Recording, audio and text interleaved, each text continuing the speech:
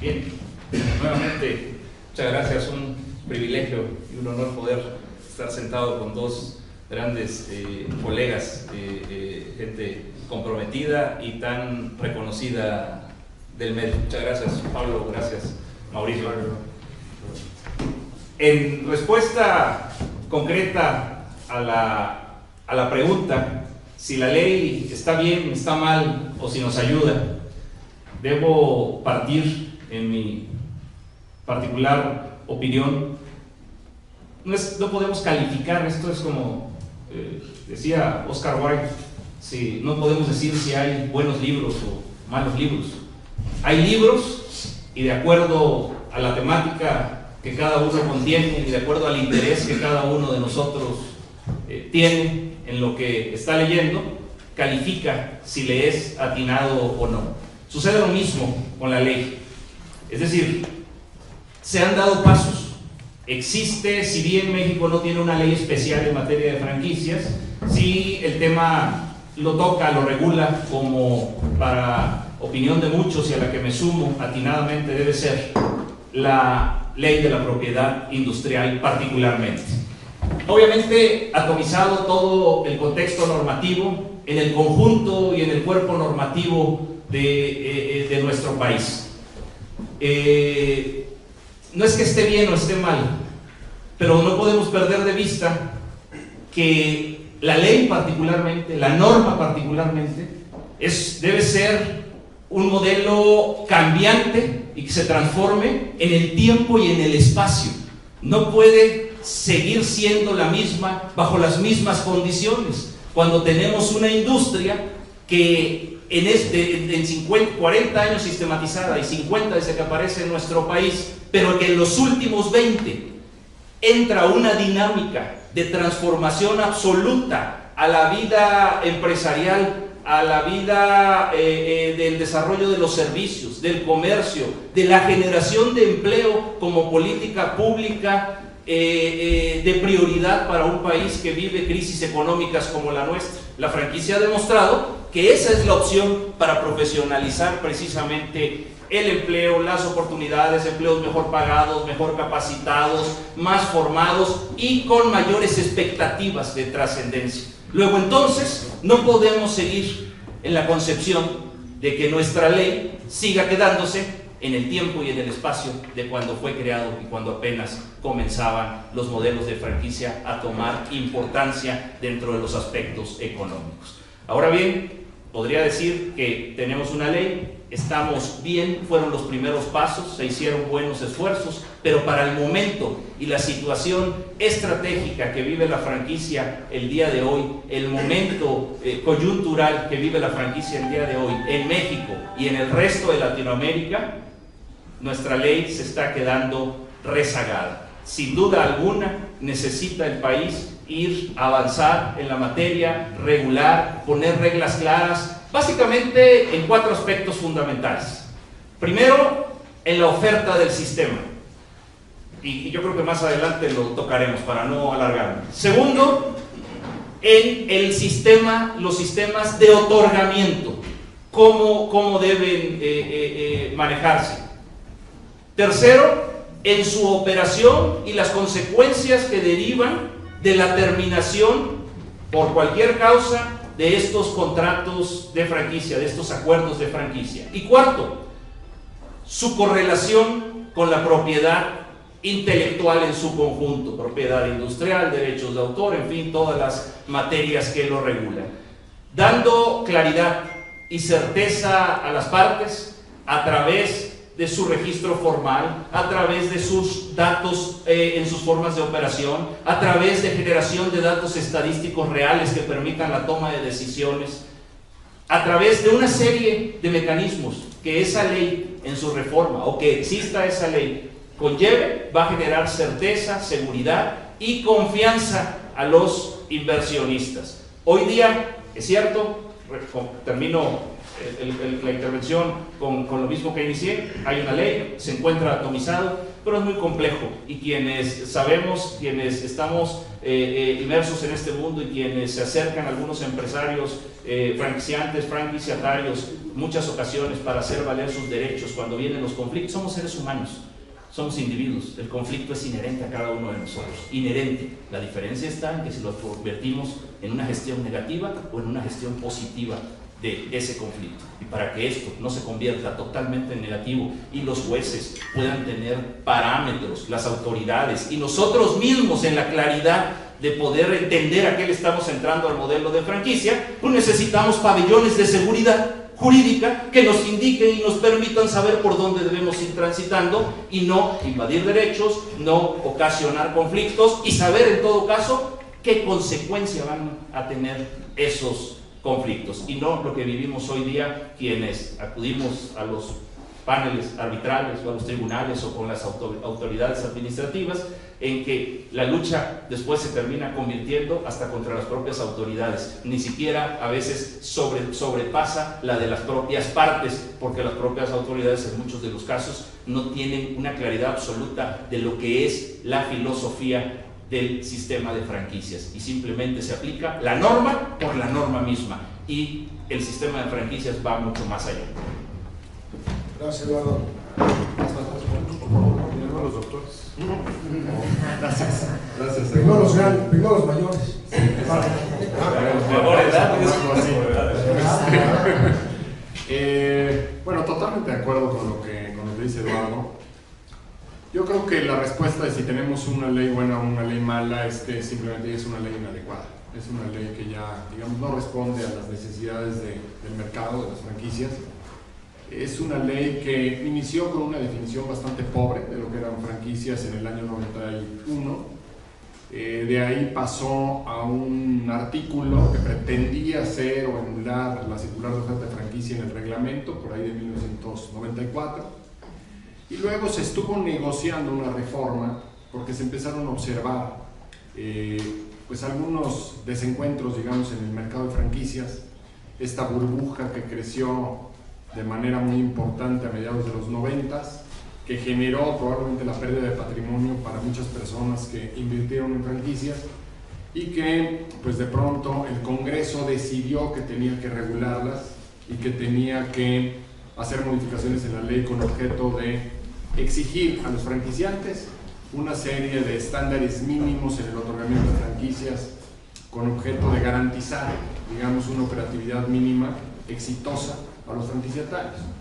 Honestamente, esa reforma de mediados de los 2000, o sea, de 2005, 2006, 2006, no respondió francamente a las expectativas. Al contrario, me parece que introdujo algunos elementos que jugaron en contra, digamos, de la certeza de los franquiciatarios. Yo creo que fue muy desaseada. Tenía buenos objetivos, pero a través de una serie de, digamos, modificaciones en el proyecto, finalmente terminó siendo pues una reforma que aportó muy poco a la operatividad positiva de las franquicias. Yo creo que la pregunta de si el Estado se debe entrometer en regular un contrato que al final del camino es una decisión particular entre dos partes, es una respuesta con muchas implicaciones. Es muy difícil responder hasta dónde el Estado puede intervenir en algo que tendría que ser un contrato entre dos partes.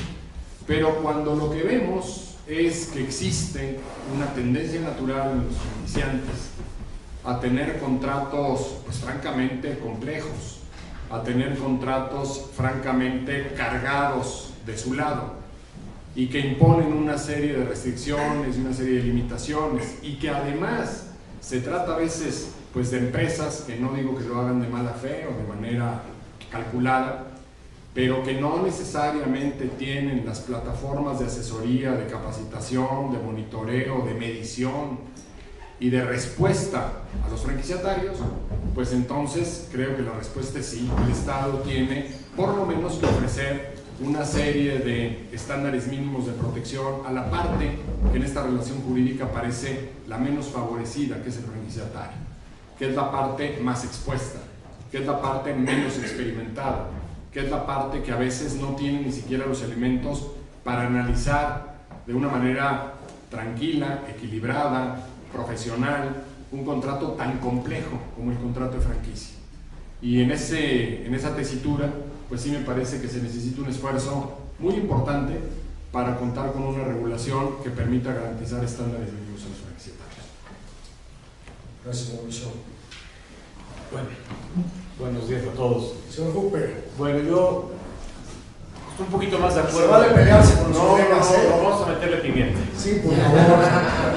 Mira, yo estoy más de acuerdo con Mauricio desde mi punto de vista, no tanto con Eduardo, pero, y es con mucho respeto, yo sí estoy totalmente en contra de la ley actual que tenemos. Antes de que yo soy un crítico de la ley actual, un crítico, soy académico en materia de franquicias y he estado en muchos foros nacionales e internacionales y tengo que ser congruente y tengo que decir que es mala, la ley actual es mala. Tenemos que recordar un poquito la historia de la ley actual, pero antes de entender la historia tenemos que entender que hoy por hoy en Latinoamérica los únicos dos países que tienen regulación en materia de franquicias es México y Brasil. Todos los demás países, Argentina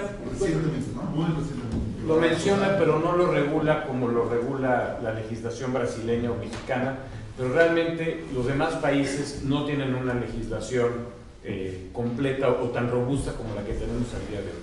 Nuestra ley actual lastimosamente nace mal.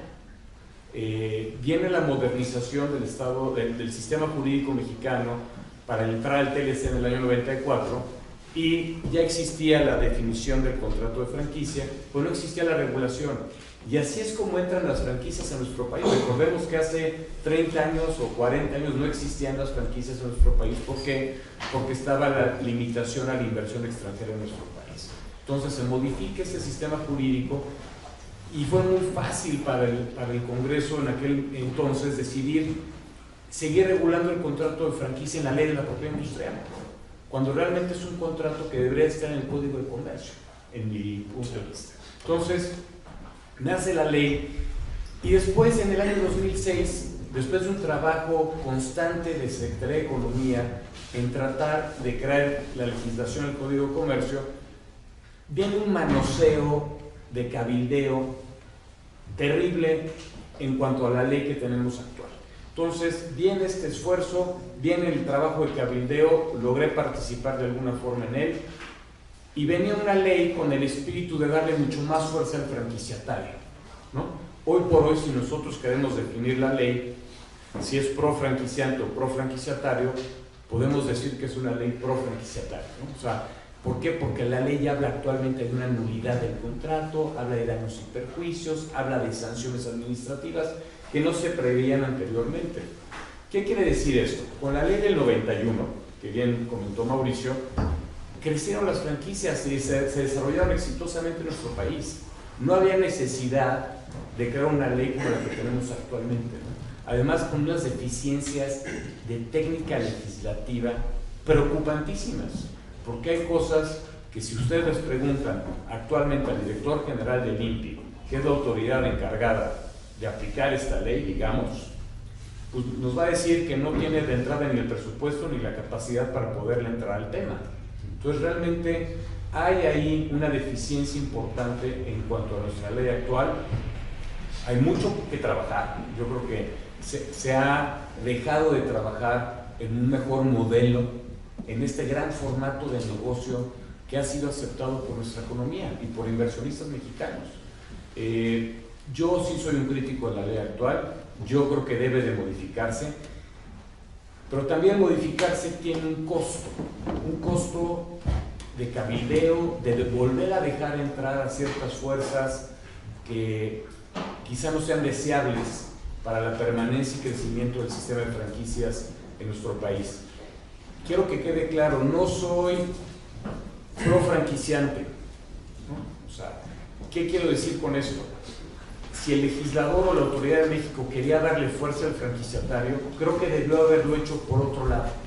Creo que debió haber creado otros mecanismos, los cuales vamos a platicar, pero no llegar a un extremo de tener una ley como la que tenemos actualmente, ¿no? O sea, hay muchas otras formas de darle certeza jurídica al franquiciatario, que es el inversionista, es el socio del franquiciante, y no a través de una ley como la que tenemos el día de hoy. Yo soy un crítico de la ley. Muchas gracias, Pablo. Para los que nos acompañan y los amigos reporteros, les quiero decir que nunca en la historia de este planeta, de este país, van a encontrar 3 expertos en una misma mesa de esa categoría. Así es que si alguien quiere preguntar algo, por supuesto que estamos aquí abiertos al diálogo. Pepe, mencionaba yo que querías mencionar incluir un par de temas, ahorita los involucramos también. Pablo, me llama mucho la atención ustedes que estuvieron, que han vivido mucho este tema. Si la ley está como ustedes dicen, ¿por qué no la hemos arreglado? Es un tema político, es un tema de presupuesto, es un tema porque se habla mucho de que la del 96 no estuvo bien estructurada, pero ¿por qué no estuvo bien estructurada? ¿Qué fue lo que sucedió? No sé, alguno de los tres. ¿Qué fue? ¿Por qué? Porque tú dices, estábamos bien, pero a mí me parece que antes tampoco, era muy poquito, pero no sé por qué antes estábamos bien. ¿Y qué nos faltó en esa ley? ¿Por qué no aprovechamos ese momento histórico de la revisión? Bueno, ¿qué fue lo que estuvo? Hubo muchos esfuerzos en el cabildeo para llegar a la ley actual. O sea, realmente a mí me tocó estar en el pleno donde se estaba aprobando la ley, y sobre las rodillas llegué a ver cambios que estaban haciendo. ¿Quién motivó el cambio?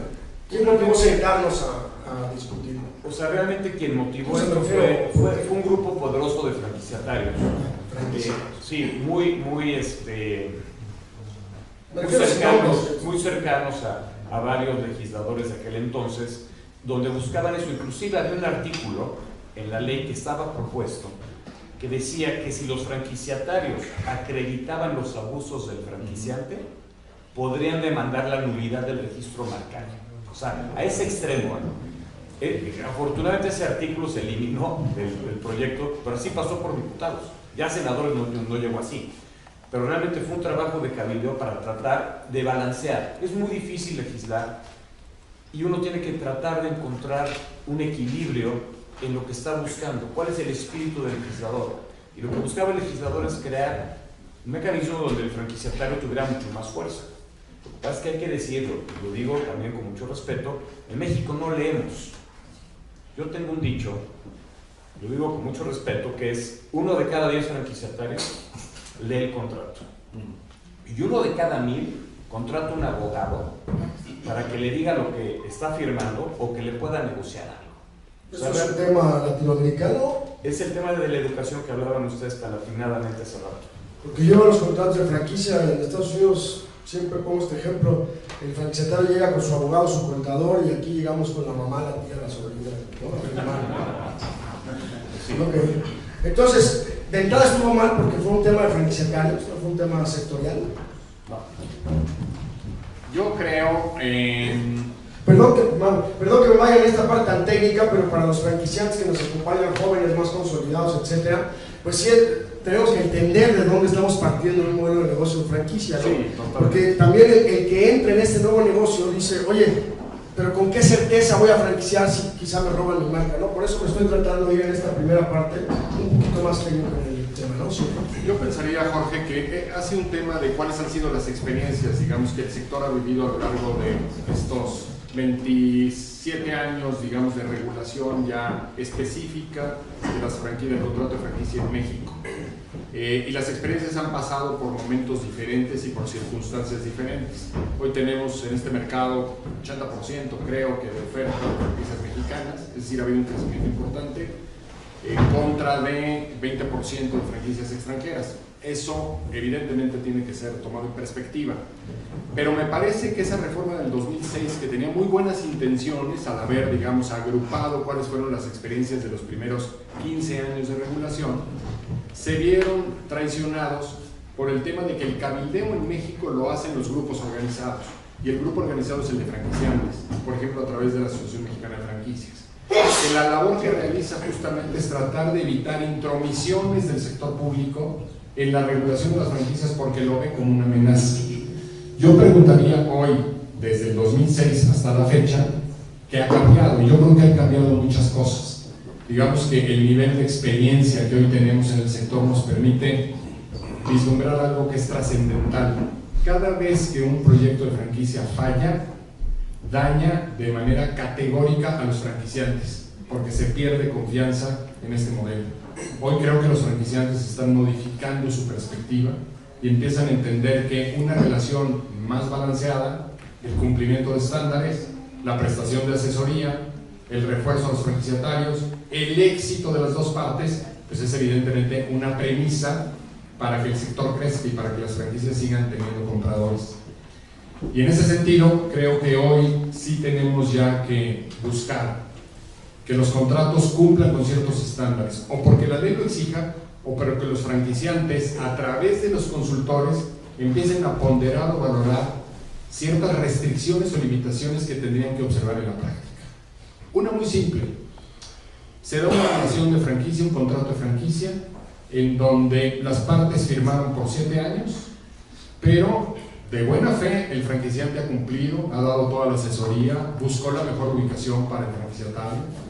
El franquiciatario, con todo su esfuerzo, energía, capital, ha hecho todo lo que ha podido para que la franquicia prospere, para que la unidad franquiciada tenga buenas ventas, etc. Pero lo que están observando las partes es que llevan 3 años trabajando, ya intentaron todos los planes de mercadotecnia, y esta es una situación que acontece frecuentemente en una relación de franquicia, pero ese punto de venta no funciona. Por caprichos del mercado, probablemente porque esa ubicación no la habían probado. No hubo dolo en ninguna de las ningún tipo de dolo, en ningún tipo de circunstancias. Sin embargo, el contrato obliga al franquiciatario a seguir operando por 5 años más sin ganancias, mientras que el franquiciante sí cobra regalías y sí tiene derecho a seguir, digamos, exigiendo el cumplimiento de las obligaciones, porque él ha cumplido cabalmente con todos los puntos. En esos casos es indispensable que, si la ley no lo exige, el contrato así lo prevea, una cláusula de escape para las partes, una cláusula que permita terminar la relación de franquicia, porque nadie puede estar condenado a una esclavitud de 7 años de seguir trabajando por una causa perdida. Sí, y hoy actualmente tenemos cláusulas de salida solamente para el franquiciante, ¿no? Que cuando a él se le dé la gana se puede ir y cantar, ¿no? Eventualmente puede trasladar los derechos que el franquiciatario. ¿Qué derechos va a trasladar? ¿A quién le va a interesar un punto de venta que simplemente ha demostrado en la práctica, por la razón que sea, por un tema de vialidades, por un tema de cambio de ubicación, de sentido en una calle, que las cosas no funcionan? Tenemos que encontrar, evidentemente, cláusulas que permitan, en ciertos casos, disolver la relación o proteger al franquiciatario, porque de lo contrario lo que más sufre es el prestigio del modelo de franquicias. Pero entonces, en ese sentido, Mauricio, rapidísima, independientemente de la ley, entonces lo que diga el contrato, o sea, tenemos que seguir haciendo contratos de este tamaño, previendo. Y lo malo es que en la práctica lo que está sucediendo es que cada vez que fracasan más las relaciones de franquicias, los franquiciantes nos piden contratos más pesados, contratos con más dientes, contratos más exigentes, ¿no? Y entonces nos ponen una tesitura en donde le agregamos cláusulas, como si eso fuera a resolver los problemas comerciales que las partes enfrentan. Es un tema en donde claramente estamos en una economía de escala, en una cultura de escasez, en donde a veces pues simplemente la gente, los compradores, no tienen el dinero que esperaríamos que tengan para comprar nuestros productos o nuestros servicios, y las cosas no funcionan como están previstas. Pero esto no lo van a resolver contratos más cargados del lado del franquiciante, al contrario, creo que eso va a agravar las cosas. Muchas gracias, Mau. Para cerrar este primer bloque, perdón, ¿vas a comentar? Sí, voy a cerrar. Precisamente eso es a lo que me referí al inicio. Es decir, la ley, las leyes, las normas son temporales y espaciales. Cuando las condiciones son otras, estricta y necesariamente, la norma debe adecuarse a las realidades. Y esa realidad, y consta que lo que voy a decir, yo no soy ni pro franquiciante ni pro franquiciatario. He tenido oportunidad a lo largo de 22 años de estar en ambas canchas, como franquiciante, como franquiciatario, y en mi práctica profesional como abogado. Pero lo que es una realidad es que lo que vive con el avance de la figura, como solo se centró desde sus inicios, es cierto lo que nos menciona Pablo, viene con una falla estructural del sistema y la norma, y de técnica legislativa ni hablemos, pues, están lejos. No perdamos de vista la conceptualización de la franquicia, que data formalmente de 1857 como conceptualización de nuestros cuerpos normativos. En el 1975, estábamos ya teniendo en el reglamento de la Ley de Transferencia de Tecnología regulado el contrato de franquicia y sus características, cuando en la ley ni siquiera existía ni había mención alguna. Es decir, jurídicamente un reglamento no puede crear figuras que ni la propia ley crea. El reglamento es precisamente para marcar los pabellones de camino que debe seguir la propia ley. Es decir, no queda duda que estructuralmente viene mal, que estructuralmente estamos lejos de poder tener esa cercanía con la realidad. Pero también es cierto que para que las leyes se creen, que es el gran problema que tienen la mayoría de los países con fallas en sus sistemas democráticos, por llamarlo de un modo, es que las leyes se hacen de acuerdo a los intereses de los grupos en turno en el poder. Así es como funciona, tristemente. Y no respecto de los intereses de aquellos que realmente se les aplica y a quienes tienen que acceder a esa norma. Y para poder acceder a esa norma se requiere de conocer de datos duros, de cifras, de saber qué sucede. Y la realidad es, y por eso dije que no soy ni pro franquiciante ni pro franquiciatario, pero la realidad, y resérveselo porque entiendo que la mayoría, y este es parte del problema formativo que tenemos en nuestro país, la mayoría de los que estamos aquí son franquiciantes.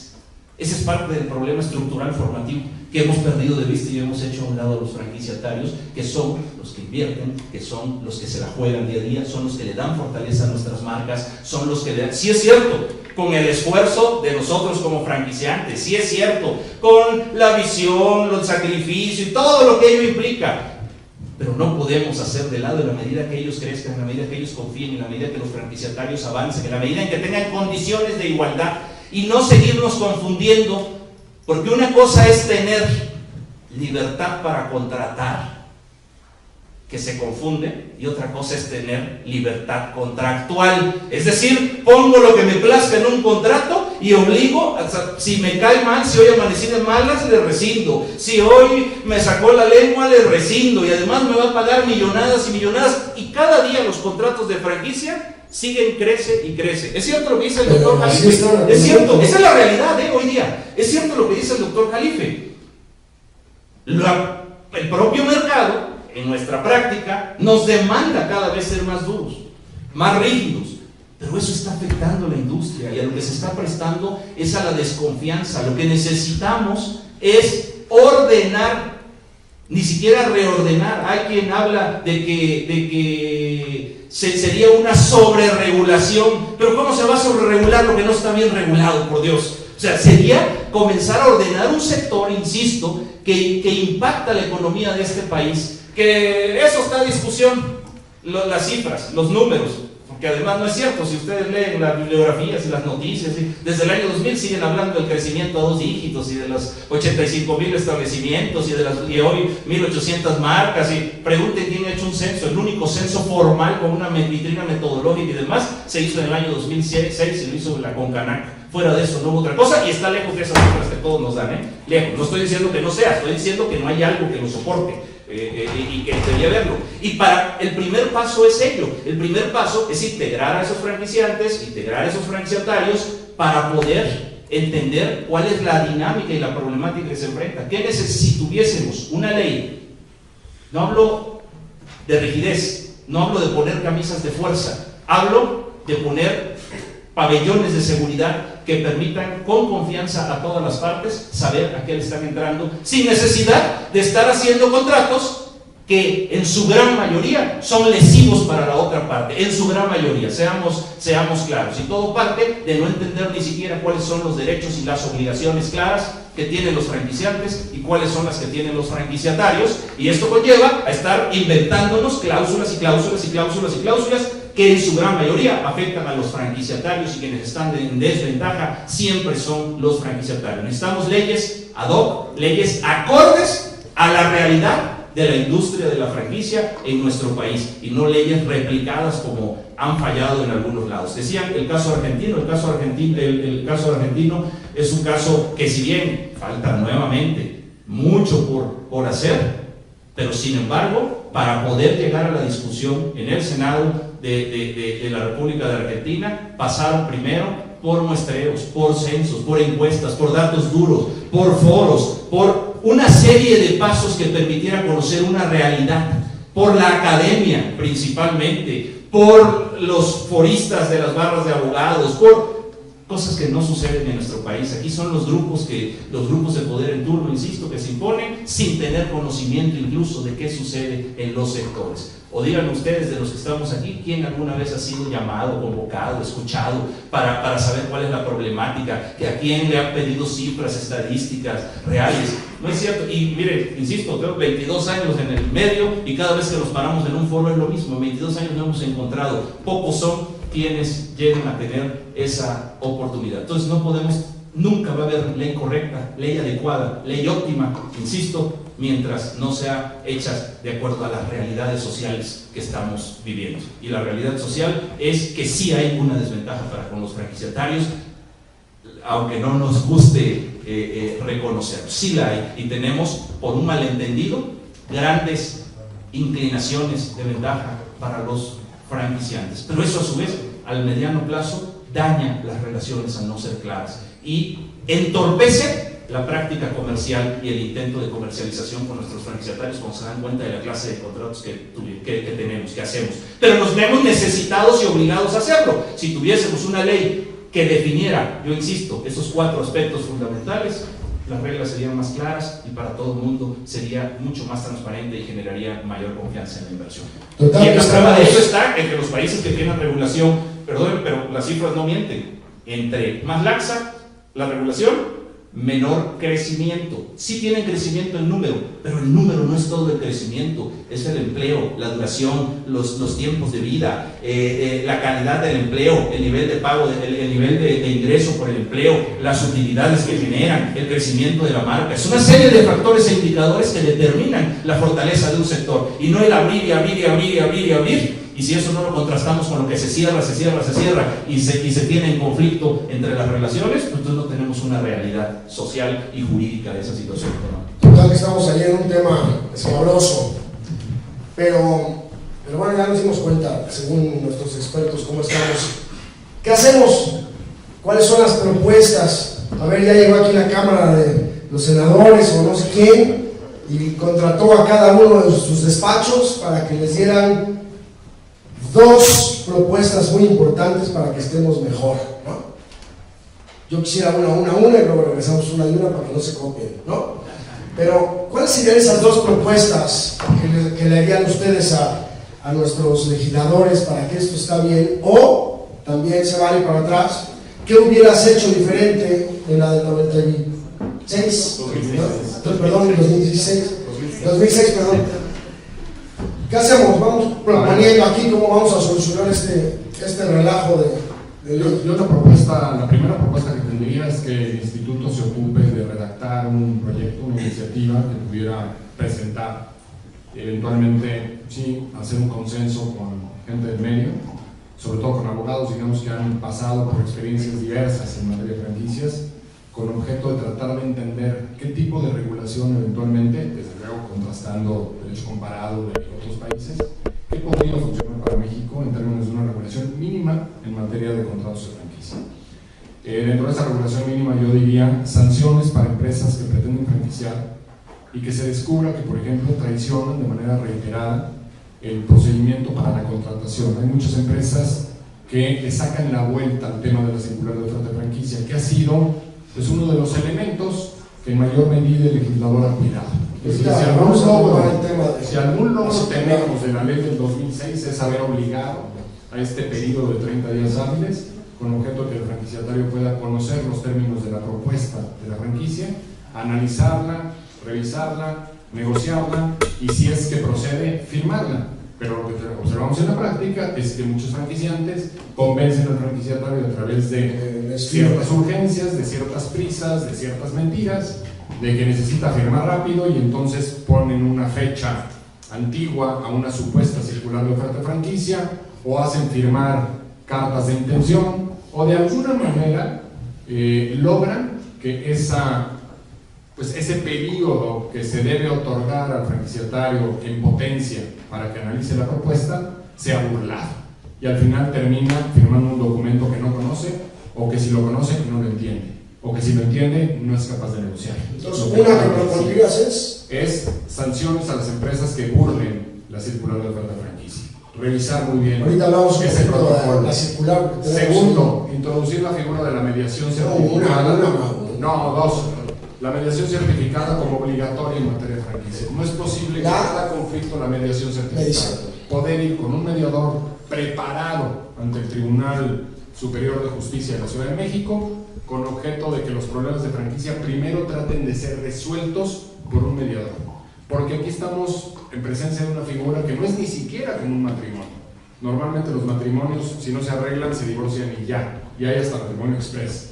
Yo quisiera ver que hay una figura de divorcio express en relación a un contrato de franquicia. Para nada. Sí. ¿Y qué es lo que sucede? Que normalmente quedan muy lastimadas las relaciones después de un procedimiento judicial. Hay que buscar que un mediador certificado preserve la paz, mantenga las relaciones entre las partes y haga posible que la relación comercial continúe hacia el futuro. Entonces es indispensable que sea obligatorio para las partes someterse a mediación y no otro tipo de procedimientos. Es que me sometí a un arbitraje y es que además es en Wisconsin porque es una franquicia del extranjero y el procedimiento me cuesta $150,000 de entrada. Pues ya perdiste. Es decir, judicialmente el caso está cerrado, ¿no? Si ni siquiera lo puedes litigar, ¿no? Entonces, digamos, ese tipo de excesos o de abusos se pueden resolver de una manera práctica a través de una reforma simple que creo que podemos proponer en un primer minuto, ¿no? Sería una recomendación tuya hacia una persona que está buscando invertir en una franquicia que es mejor un contrato con cláusulas de mediación que sin ellas, ¿no? Absolutamente sí. Y que si el franquiciante burla la circular de oferta de franquicia o pretende burlarla, ese no es el franquiciante adecuado de entrada.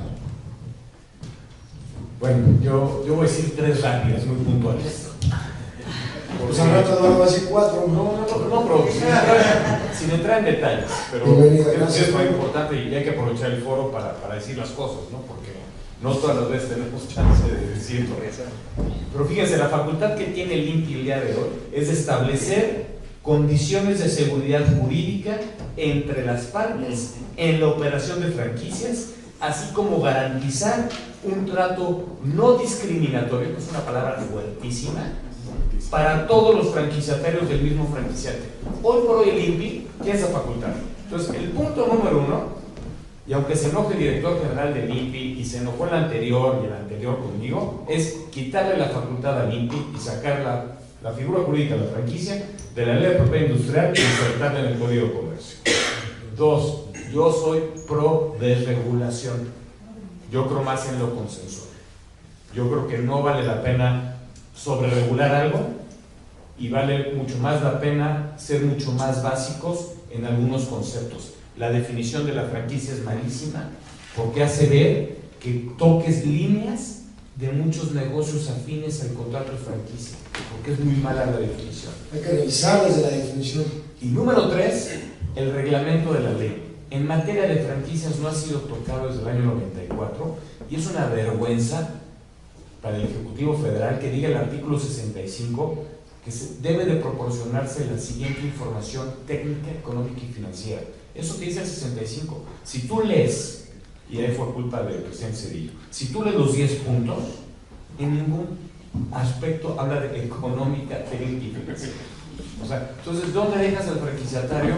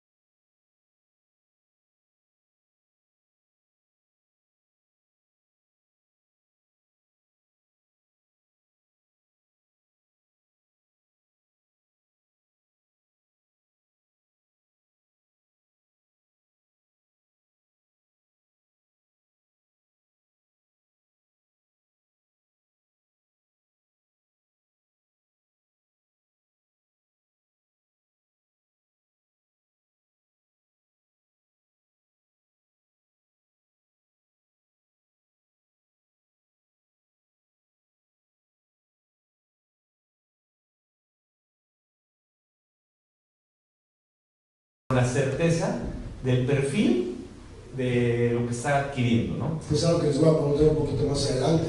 Yo veo las CTIs de Estados Unidos, o sea, gran fuentes de información, ¿no? Sí, ya no cualquiera con una hojita ahí hace una circular oferta franquicia. Sí, perdón. No, pero es que te habla, perdón, es que ese punto es bien importante porque en Estados Unidos te obligan a decir cuántos litigios traes, cuántas unidades has cerrado y qué contingencias tienes. Y enséñame tu balance financiero. A eso precisamente. Balance financiero, a eso, operador de las unidades propias. Y tuvo razón Pablo, bueno, o Jorge, y sí voy a decir 4. Sí voy a decir 4. Que son las y de todo modo lo tenía pensado antes de que dijera 3. Son las quede claro que el doctor Jalife fue el que puso el desorden.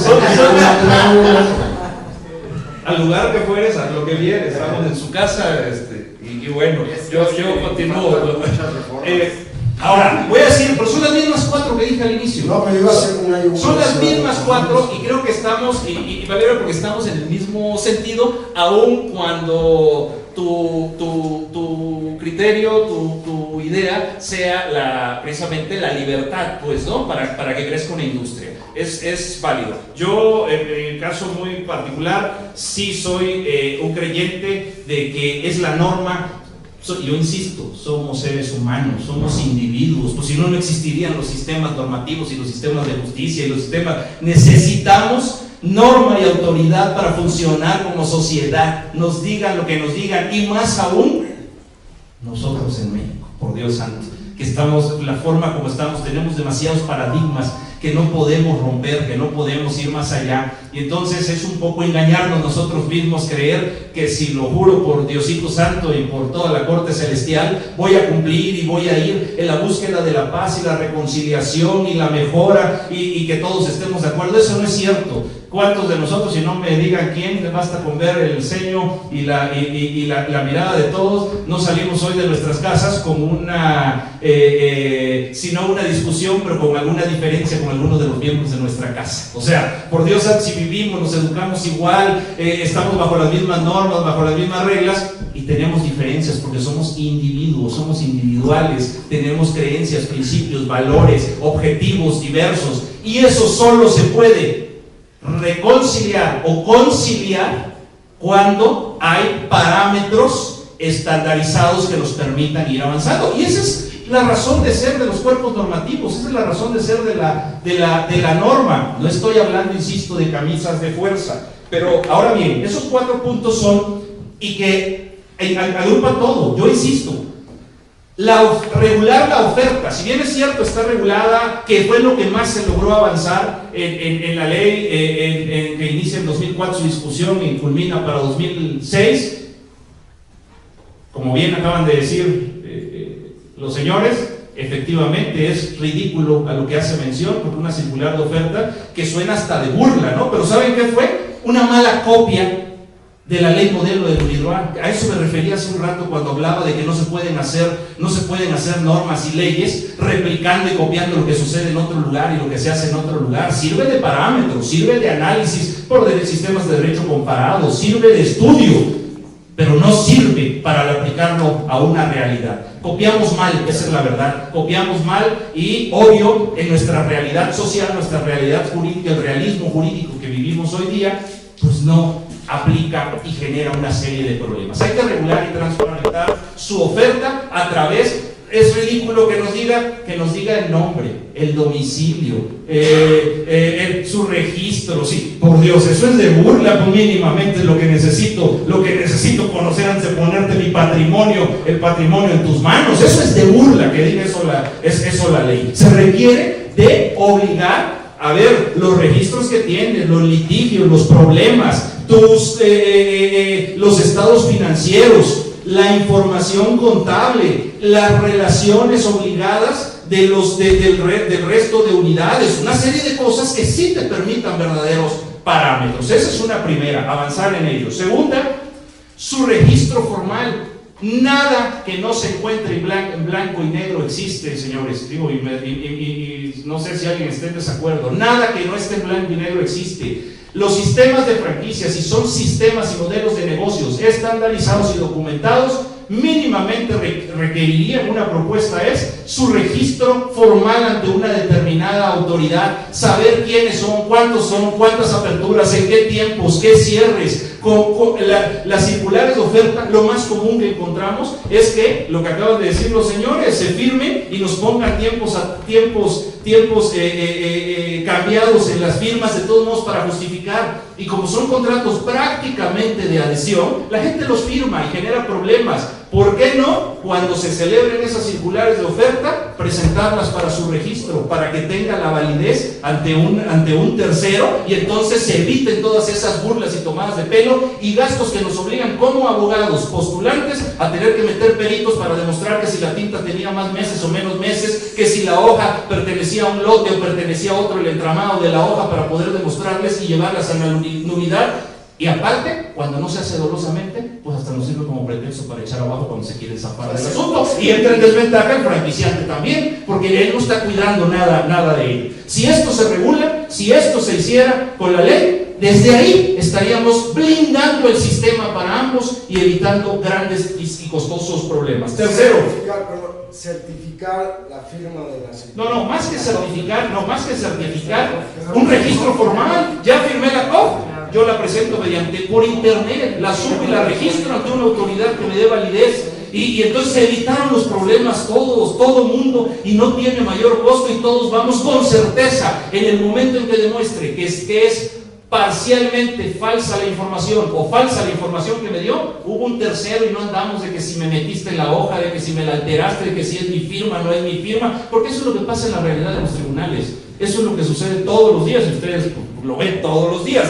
Tercero, su otorgamiento y el registro formal de las obligaciones posteriores a la terminación. ¿Cuántos de ustedes o de nosotros, yo fui franquiciante muchos años, no siguieron los años pasando y seguíamos con los líos de que si tenía derecho o no tenía derecho, me generó una competencia desleal, me hizo... ¿Por qué? Porque cada uno cree que tiene esa libertad contractual, y no es cierto. Tenemos libertad para contratar, pero no tenemos, es todo dentro del parámetro de la ley. Sin embargo, como esa ley la interpreta cada uno como Dios le da a entender, y lo peor, no todos los abogados tenemos un gravísimo problema, grave problema. Me paso al otro lado, ahí sí me paso al otro lado. Pero la gran mayoría de los abogados creemos que somos expertos en todo y no conocemos de nada. Porque creemos que porque vamos a la facultad y nos enseñan 4 meses de cada semestre de una materia y cursamos 62 materias, ya conocimos de 62 materias del derecho. No da la vida para especializarse en 2 o 3, y ya si eres muy brillante quizá un poquito más, pero no te da la vida para especializarte en algo. ¿Qué pasa? Los pocos que acuden con un abogado, los poquititos, van con el primo, el amigo, el de confianza. El de confianza como persona, porque te cae muy bien, pero no tienen la más remota idea de lo que están haciendo y asesorando, y terminan metiéndolos en líos. Si la ley fuese clara y tuviera establecido estos puntos, no estaríamos batallando tampoco. Y por último, yo insisto en su correlación con los elementos de la propiedad intelectual. La franquicia es el sumum de todos los elementos, de todas las figuras de la propiedad intelectual coexistiendo en un mismo hábitat. Y eso es una cuestión muy técnica que requiere de claridad a través de la norma. Esas serían las 4 propuestas y su impacto directo. Y así ha sido planteado, y así en la iniciativa que se presentó en el 2011 en el Senado y que fue aprobada en comisiones y en el Pleno del Senado y que pasó en calidad de minuto a la Cámara de Diputados, así está planteado por todos estos grupos. Que en la Cámara, como no hay una política pública que priorice la industria de la franquicia, porque no la hay, ese es el problema. Obviamente quedó en las congeladoras cuando entraron las iniciativas preferentes del 2012, se vino el gobierno del presidente Peña Nieto, se vino la reforma en materia de las cuestiones del INADEM, primero la laboral, luego la fiscal, ¿no? ¿Qué diablo les van a importar las franquicias al legislador, ¿no? O a los grupos en el poder, cuando lo que han perdido de vista es el impacto en la economía? Vean países como Colombia, que si bien no tiene ley, sí tiene normas técnicas de cumplimiento voluntario, pero porque ellos son países, los sudamericanos, los centroamericanos, que están, no me dejarán mentir, que sí son pro-pacifistas, traen en su cultura, en su mente, ellos sí tienden a la búsqueda de la solución de los conflictos. Nosotros no, nosotros somos por naturaleza. Es más, a los abogados nos forman. Miren que yo a lo que me he dedicado es precisamente a los mecanismos alternativos de solución de conflictos. El problema son nuestros clientes, ¿no? Sí, porque nosotros nos forman, a los abogados nos forman con un espíritu combativo. En las universidades nos dicen que el buen abogado es el que gana los juicios, el que gana todo. Si no gana, eres malo. No nos enseñan que el abogado está para cuidar la aplicación de la ley, para ir en pro y en búsqueda de la aplicación de los términos de la justicia y defender que no se vaya más allá y no te apliquen la ley en tu contra, para blindar, para prever los conflictos y como última alternativa para combatirlos y sacarte de ellos. Pero así no nos forman en las universidades, nos forman con espíritus combativos, y los abogados somos más culpables que los propios franquiciantes y los franquiciatarios de lo que sucede en el ámbito de las franquicias, porque nos encanta ir complicando las cosas en lugar de ir en la búsqueda de soluciones, que me parece una excelente propuesta del doctor Jalife, el hecho de obligar, cuando menos no podemos obligar a que se lleve a cabo el procedimiento de mediación, que es un derecho. No lo podemos, pero sí podemos obligar a agotar esa instancia mínimamente, y ahí será responsabilidad de los actores de esta industria, de todos nosotros, empresarios, franquiciatarios, consultores, en fin, el trabajar en pro de la búsqueda de esa reconciliación de los negocios para seguir adelante generando esos negocios. Gracias. Hola, tú aviéntate 5, mano. No, déjame pasarle rápido el micrófono a Pepe, que tenías un par de temas muy interesantes que poner en la mesa, temas que vienen también que se están tocando ahí en Estados Unidos, muy importantes, ¿no? El tema del empleado y el tema de libre competencia. ¿Preguntas al final? Sí, ahorita vamos a abrir rápidamente las preguntas, terminamos esta fase y nos vamos a las preguntas, ¿te parece? Okay. ¿Tenías algo que comentar ahí, Pepe? Porque quiero preguntarle al licenciado Cooper por qué no está de acuerdo con los 30 días. No, bueno. Está buena, ¿no, licenciado? ¿Quieres de una vez? De una vez. Desde ahí, Pepe. Claro. Bien, hace con Jorge, pero perdón, es que pensé que tú vas a platicar ahora. Lo que diga el moderador aquí. Ok, de acuerdo. Mira ese Cuando Jorge me invitó a participar en este congreso hace un par de semanas, yo le comenté, le dije, ¿cuáles son los temas que vas a discutir en el foro legal? Buenísimo, bien. Valdría la pena en el foro legal comentaras lo que está pasando en el mundo alrededor del tema de la legislación. Y es que en el Consejo Mundial de Franquicias y también en la Federación Iberoamericana hay una preocupación, porque la tendencia, dependiendo de la región, pero es una tendencia global, está encaminada a regular más el sistema de franquicias y mayor intervención de parte de los gobiernos. Claramente hay tres temas que son importantes en este tema. Por un lado es el endurecimiento o la creación de leyes de franquicias específicas cuando no habían, en los países donde no habían. En el caso de México, ustedes están tocando perfectamente qué es lo que está sucediendo acá, y una posición me parece que importante al respecto. Pero hay que entender que además la franquicia no depende únicamente de su legislación propia o su regulación en términos de una ley de franquicia, sino que el modelo pasa tocando toda una serie de normas y leyes que están incluso vinculadas con temas de libre competencia, con temas que tienen que ver con laboral y que no son necesariamente específicas de la figura de la franquicia, sino que en el modelo mismo se involucran. ¿Con qué les estoy comentando esto? En América Latina hay una tendencia clara también hacia endurecer la libre competencia y fortalecer las leyes antimonopolio. De tal cuenta, por ejemplo, en mi país, ahorita se está discutiendo en el Congreso la ley de libre competencia, que tiene un impacto directo en el sistema de franquicias, porque la ley, de la forma en que está redactada actualmente, prohíbe expresamente dos o tres cosas que es una práctica común de las franquicias en América Latina. En Estados Unidos no tanto, pero en América Latina sí. Por ejemplo,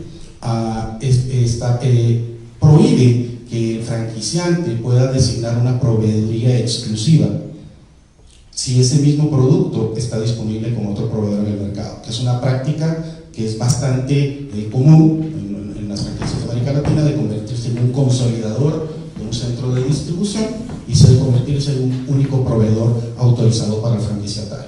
De acuerdo con la ley de libre competencia, eso sería prohibido si algunos de estos productos están disponibles en otro proveedor, tal como está en la ley de Estados Unidos.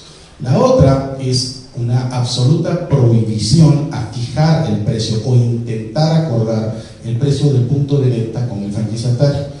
De los más de 300 contratos de franquicias de compañías mexicanas que yo he visto, yo te diría que el 99% tienen una previsión del franquiciante en la cual el franquiciatario acepta seguir el precio sugerido del franquiciante. Yo te diría que el 100%. O sea, yo lo que digo, como dicen, no es bueno decir el 100%, pero es el 99.99 periódico. El franquiciante se reserva el derecho de establecer un precio y el franquiciatario acepta seguir esa recomendación de precio.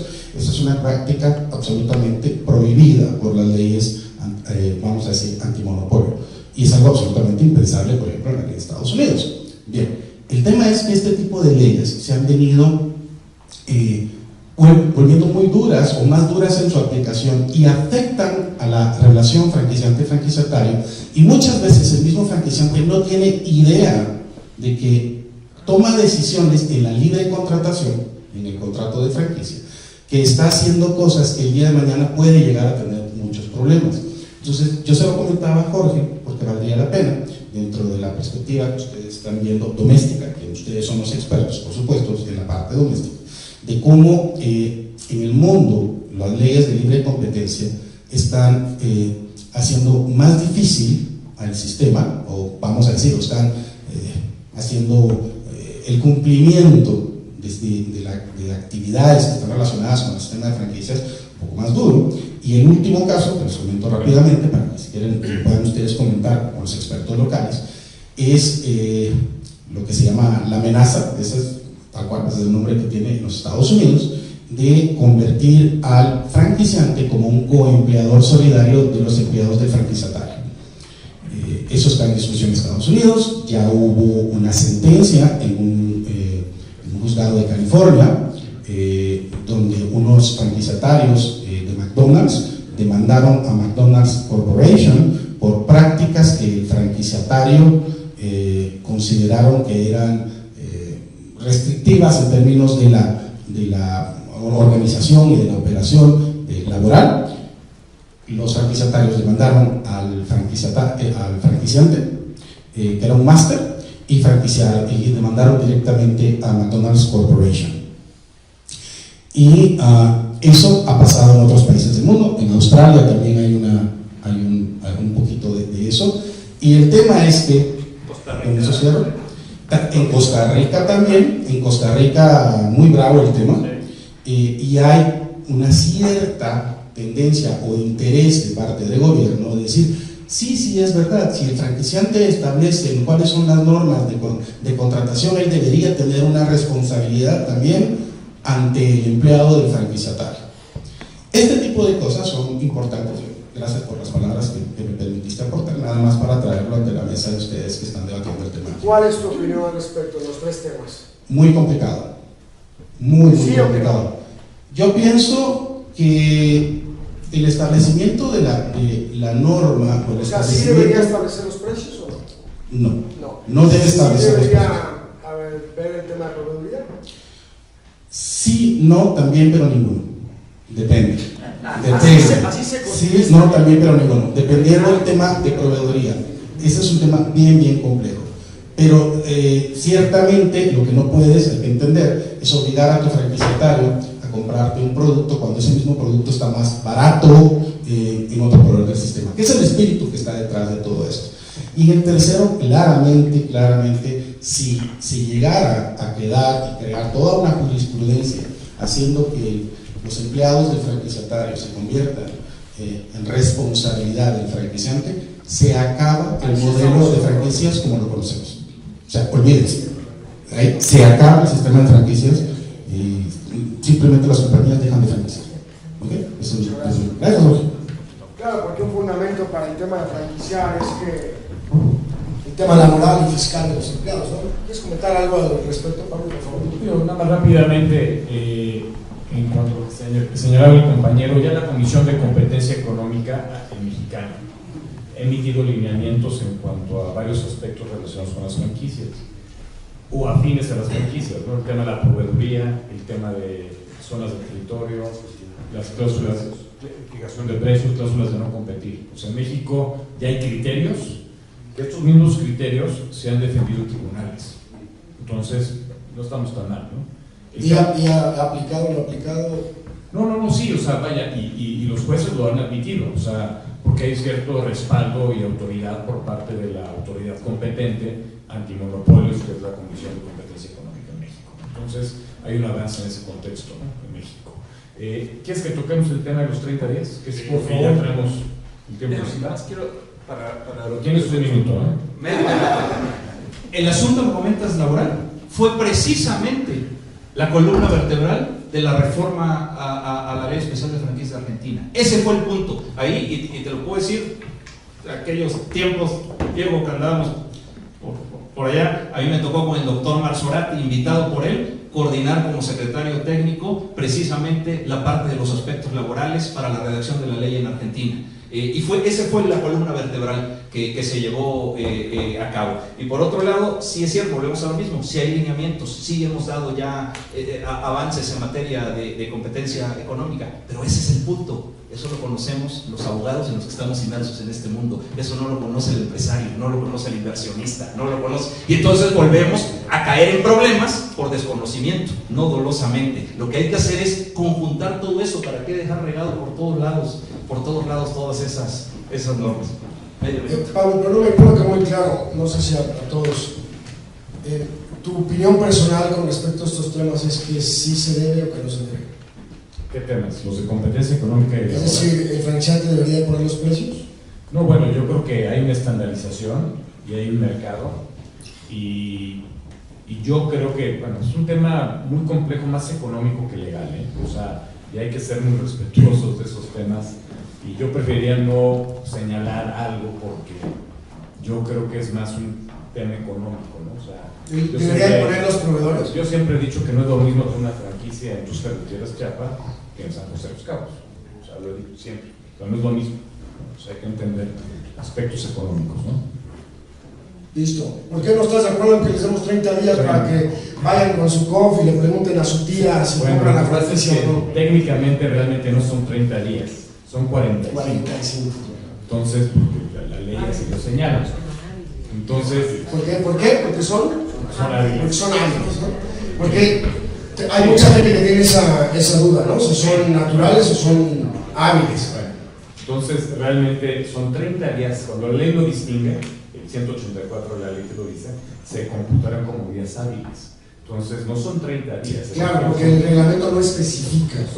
No es claro, la ley no es clara, porque ahí es el 142 de la ley. Y realmente esto se hace contrario a lo que sucede en otros países donde es 14 o 17 días. 45 días se enfría todo, ya nadie firma, te dicen, y vemos una mala práctica como lo que vimos sobre el fin pasado en la feria, que ves y ponle fecha de que te lo di hace un mes. Y esa es una mala práctica, porque nace torcida la relación con el franquiciante. Claro, estás saltándote tus propios procedimientos. Claro. Totalmente, ¿no? Y esto nace porque el legislador quería darle 30 días como las leyes de la oferta. Que recordemos, yo también soy un crítico de llamarle COF, porque en ningún lado de la ley No existe el término. existe el término. Y yo soy de llamarle las cosas como son, ¿no? Si es un pato, es un pato, si es un perro, es un perro. ¿Dónde dice en la ley y el reglamento Sí, la pero palabra franquicia. COF? O sea, comercialmente se utiliza y lo respeto. Pero también es una palabra muy peligrosa porque si usas la palabra oferta, entonces te sujetas a la legislación común en materia de oferta. Entonces, hay que llamar a las cosas como son y el plazo es excesivo, ¿no? Yo empezaría inclusive por ahí en disminuirlo, ¿no? Claro. Abrimos rápidamente para unas preguntas. Tenías, Víctor, una pregunta y Fermín por ahí tenía otra pregunta, ¿no? Era pregunta o comentario. Regreso entonces. Gaby. Sí. Rápidas. Bueno, muy Preguntas rápido. rápidas y contestas rápidas. Yo siempre me he preguntado en esto de legislar las franquicias, de repente si no quedan en desventaja contra otros tipos de relaciones entre personas como distribución, como concesiones, como todo, donde son franquicias disfrazadas para precisamente evitar o eludir la reglamentación que sí existe en las franquicias y no existe. Y como estas cuestiones, por ejemplo, de que no puedan tener proveeduría, que atentan de repente contra el esquema de una franquicia, que es la estandarización, procurar mismo servicio, calidad y todo, no entonces dejan en desventaja contra modelos que se disfrazan de franquicia bajo otro nombre. Y también cuestiones como llegó a suceder de que las franquicias no podían operar como Repeco, cuando si yo tengo una lotería por mi cuenta puedo ser Repeco, pero si pertenezco a una franquicia no. Y entonces, ¿por qué la ley es discriminatoria en ese sentido? Sí, no, también ninguna. No, Ana Gaby, yo creo que tienes toda la razón con ese planteamiento. Yo creo que pasan las dos cosas. Hay franquicias que en estricto sentido son contratos de distribución o de suministro o licencias de uso de marca, pero que se autodenominan franquicias para hacer más plástico el concepto, porque es lo que la gente entiende, pero que en estricto sentido son otro tipo de relación comercial con otro tipo de estructura jurídica, y en realidad deberían responder a ese tipo de definición y no pretender ser una franquicia cuando no lo son. A veces son un simple contrato de distribución o una licencia de uso de marca con asistencia técnica, y eso es lo que nosotros como abogados debemos tratar de llevar, digamos, a los franquiciantes o a los que ofertan su marca a un modelo jurídico que corresponda a su realidad comercial. Y luego hay otros, sí son franquicia, pero pretenden eludir las responsabilidades de un franquiciante adoptando otra terminología o descomponiendo la relación en 2 o en 3 tipos de prestaciones con objeto de no ser identificados jurídicamente como franquicia, sobre todo porque eventualmente esperan un tratamiento fiscal mucho más astringente que en el de otras figuras, ¿no? Justamente el tema del régimen de incorporación fiscal, que ha considerado que en franquicias no resulta aplicable para el franquiciatario. ¿Por qué? Pues porque se ha convertido supuestamente en un régimen que trata de atraer al pequeño empresario que está fuera del sistema con el objeto de que se regularice fiscalmente. En materia de franquicias, ha pensado el legislador que esto no es aplicable, con todos los pruritos de inconstitucionalidad que ello pudiera implicar, porque ya tiene un modelo que es el que el franquiciante le dota o le aporta, que le permite una operación, vamos a decir que comercial normal, en donde las utilidades estarían garantizadas, y consecuentemente ese régimen de incorporación fiscal no es necesario para estimular esa aproximación a la formalidad que pretende la autoridad para esos contribuyentes, digamos, dispersos informales. ¿Pero ahí caben las microfranquicias? Ahí caben todas, es decir, ningún empresario, ningún franquiciatario puede aspirar al régimen de incorporación fiscal simplemente por tener la calidad de franquiciatario. Discriminatorio totalmente. Rapidísimo, Bárbara, ¿tienes una pregunta? Dímela y la repito aquí para que todos la escuchen. ¿Qué tal? Buenos días. Algunas nada más acotaciones rápidas en mi trayecto como consultora, como directora de expansión y de franquicias, y también como franquiciataria. De los elementos básicos que menciona Mauricio Jalife, estos 4, yo le aumentaría la parte financiera y le aumentaría la de los inversionistas, y posteriormente se convierten en franquiciatarios. Mientras no tengamos a todos los elementos en la fórmula, el resultado va a ser nulo. Entonces yo le aumentaría esa parte. A lo que el licenciado Poblete nos menciona respecto a si es importante o no esta cuestión de que sea real con lo que se lleva. Realmente en la vida real las empresas, llamémoslas franquicias o de algún otro tipo de inversión que se pudiera hacer, sí es súper importante mencionar. En la vida real, si la ley bien dice que tiene que ser el que tenga una titularidad de las marcas, que tengas una diferenciación, que tengas la capacidad de transmitir el know-how y dar asistencia continua, y no creo que el cliente sea el problema, realmente hay que verlo al revés. El que paga manda, el que contrata al abogado le pide que le ponga dientes. Ahora, ¿qué sucede? En mi muy personal opinión, en toda esta parte de experiencia empresarial, hace falta aplicar la ética y los valores. O sea, si tú tomas la llamada a un inversionista o si te piden que hagas un contrato, finalmente tendrá que ser la ética de por medio. Entonces, ¿Qué hacer? Claro que la educación y la formación de este instituto es fundamental, pero no hay que perder de vista que al poner el contrato, si bien sí es cierto que me piden que le ponga dientes, y cada vez efectivamente mi propio jefe de una de todas las marcas que manejo me dice, yo no te compré una franquicia, no te firmaría ese contrato. Entonces, ¿qué hacemos? Aunque nuestro abogado nos sobreprotege, estamos tratando que en la vida real si demos la capacitación, si demos la asistencia continua. Realmente esos son los otros elementos que no nada más es de legislación, es de la vida diaria. Entonces, que todos manejemos esta ética, la apliquemos, y estos otros factores que la ley lo menciona, de qué significa una franquicia, los pongamos en práctica. ¿Alguien más? Una pregunta aquí para los expertos, aprovechen, saliendo de aquí ya constan horarios y muy caros. Hola, ¿cómo están? Buenos días.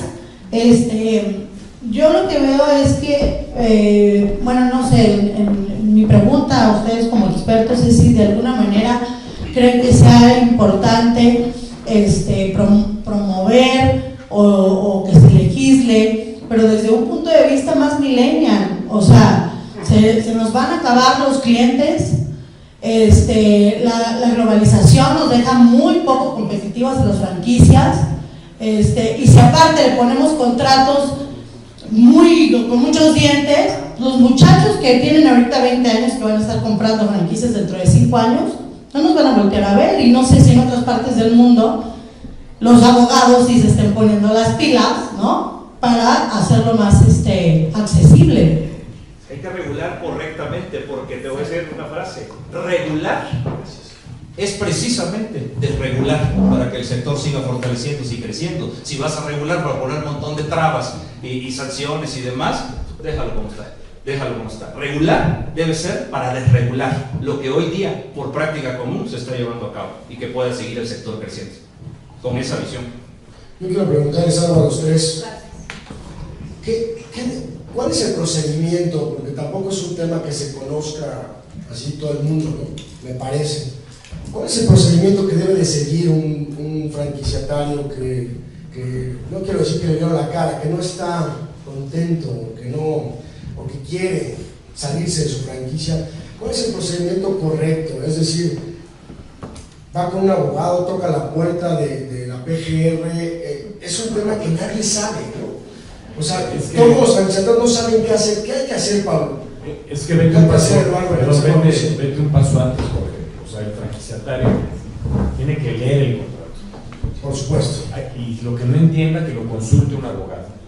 Y el contrato de franquicia muchas veces impone muchas cosas, pero tú, como abogado, le puedes explicar a esa persona el alcance de lo que está firmando y ver qué concesiones se pueden negociar con el franquiciante. Ese es el primer paso. Ya el segundo es, si hay un conflicto y hay un incumplimiento, pues bueno, evidentemente ver los mecanismos para desconectar la relación y darla por terminada, ¿no? Pero obviamente, si el franquiciatario va a ciegas en la operación y en el negocio sin haber leído lo que firmó, pues hay una desventaja brutal, ¿no? Pero ya pasó, no lo firmó, no lo leyó. Lo que yo te pregunto es, ¿qué hacemos en la calle, en el día a día? Hoy amanecí, ya no quiero, no me contesta mi franquiciante, ¿a dónde acudo? ¿Cuál es la instancia? Porque había por ahí en un chat, en un grupo, vete a la Procuraduría del Consumidor, ¿no? O sea, me refiero, ¿cuál es el procedimiento correcto que debe seguir la persona hoy en la calle que no quiere estar Es un poco en la misma línea. Tienes que ir con un abogado que además se dedique a esta materia, porque eventualmente los contratos de franquicia llegan. O sea, yo solito no puedo. Bueno, claro que puedes, si es que no puedes ir puedes ir a Profeco, puedes ir al INPI, tocar la puerta, o a la PGR, te darán una asesoría muy general y desorientada que no te va a servir para absolutamente para nada. Lo que te sirve es un abogado que te orienta dónde estás parado, que revise si estás cumpliendo tú con tus propias obligaciones, porque menuda cosa es un principio contractual que no puedes demandar a la otra parte, en principio, si tú estás incumpliendo. Entonces, primero que nada, cumple con tus propios deberes, digamos, dentro de la franquicia. Y yo creo que lo más importante, ver si tu abogado se puede convertir en una bisagra que permita acercar a las partes y resolver los problemas para que la relación continúe. No que te lleve a un pleito que eventualmente pueda ser innecesario. Creo que muchos de los problemas de franquicias a veces derivan de antipatías naturales que entre las personas surgen, un poco lo que decía Eduardo, que es parte, digamos, de las relaciones personales, que el supervisor me cae mal y que ya estamos en un pleito o en una contienda que no tiene nada que ver con el fondo del proyecto que tenemos en curso. Entonces, buscar un abogado que sensatamente trate de acercar a las partes y resolver los problemas puede hacer la diferencia. ¿Pero cuál es la instancia legal a la... Tienes que ver el contrato que diga cuál es tu ley aplicable y tu jurisdicción. Todos los contratos deben de tener esas cláusulas y tienes que acudir a un tribunal a reclamar o a hacer... Tribunal civil, familiar, civil. Comercial, civil. Quiero hacer un comentario, una pregunta, una duda. Se platica mucho al final del día que es importante registrar ese contrato de franquicia ante mí. ¿Qué tan importante o qué beneficio o puede ser ante un notario? No, es un mito. Bueno, sí, no, eso es parte de los 4 puntos, ¿no? de las 4 propuestas.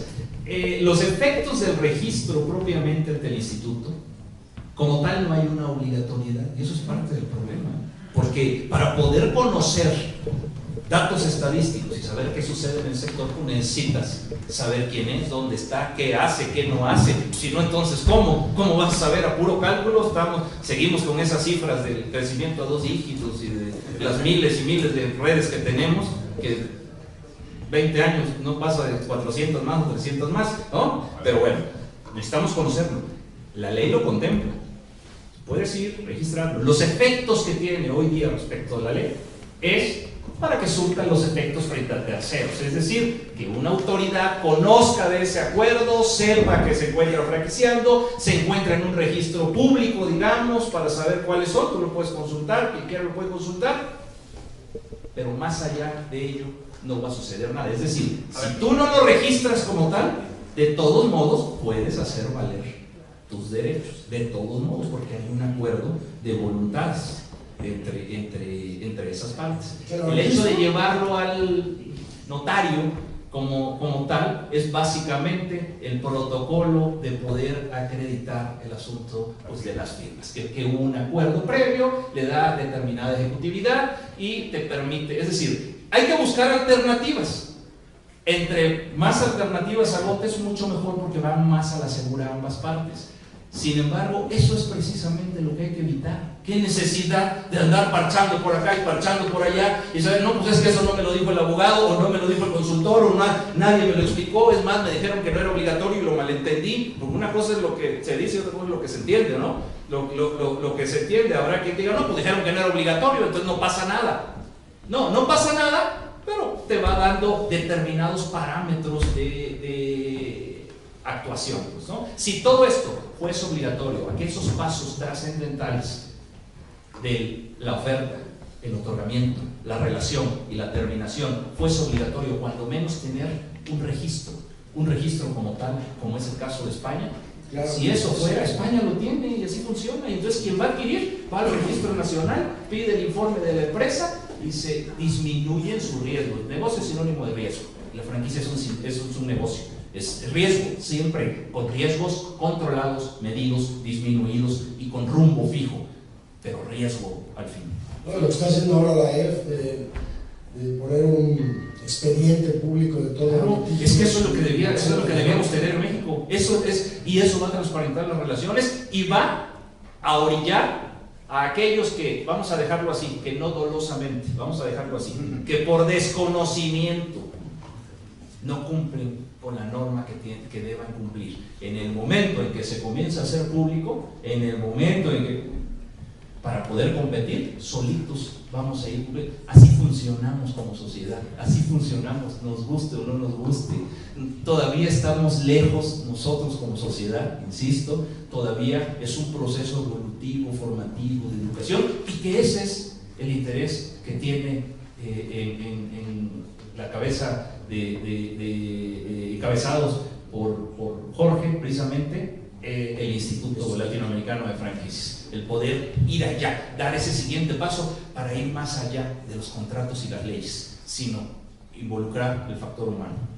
Estamos concluyendo el panel. Vendría a ser una práctica intimidatoria del franquiciante al franquiciatario. El registro del contrato de franquicias ante el INPI. Así lo puedo ver. No, yo creo Porque que no me sirve de nada. No, bueno, sí te va a servir para determinado, es decir, para tener el respaldo, el reconocimiento de que fue otorgado y que requieres de cumplir, pero al final de cuentas vas a librarla pues, en el juicio. Es que el tema es que si tú vas al notario, el franquiciatario piensa que como lo vio el notario, ya lo revisó y lo certificó. No, eso lo registrante del INPI. Solo por no dejar eso del notario es relativo, y no estoy culpando al notario, es zapatero a tus zapatos, no me dejarán mentir aquí mismo. Bueno, seguramente la semana pasada acaba de llegar un contrato y es que lo hizo fulano de tal, el notario tal, un contrato, cesión parcial de derechos por territorios, por códigos postales, en el propio contrato, validado por el notario, una serie de broncas, es decir, pero es que lo hizo el notario, y entonces seguramente el notario lo revisó y seguramente cubre con todos los requisitos, y ahora queremos terminarlo, y ahora hay un lío con la distribución, es una compañía refresquera, y dice, sí, pero es que nosotros confiamos, porque si es el notario, entonces ahí viene la recomendación,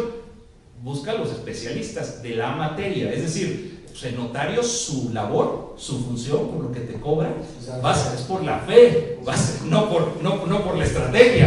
Entonces, cuidado con eso. Muchas gracias. Muy rápido, Sí, medio minuto. Eventualmente, el registro del contrato ante el INPI, en vez de beneficiar al franquiciatario, lo puede perjudicar. Porque se presupone que el INPI ya analizó el contrato y ya validó que lo que las partes pactaron cumple con la ley. En realidad, el INPI en ningún caso prejuzga, ni siquiera revisa qué cláusulas se contienen en el contrato. Que eso es justo lo que Pablo decía, este contrato tendría que ser un contrato de orden comercial, de orden mercantil, estar en el Código de Comercio, no tiene nada que hacer en la Ley de Propiedad Industrial, porque el INPI no se mete a revisar si es una simple toma de nota. De hecho, el reglamento lo dice, pero hay jueces que sí consideran que si el contrato está inscrito ante la autoridad competente es porque cumple con las condiciones que la ley exige. Es una nota que puede jugar en juicio en contra de los intereses del franquiciatario. Pues, muchas gracias por participar en este panel. Démosle un fuerte aplauso a todos.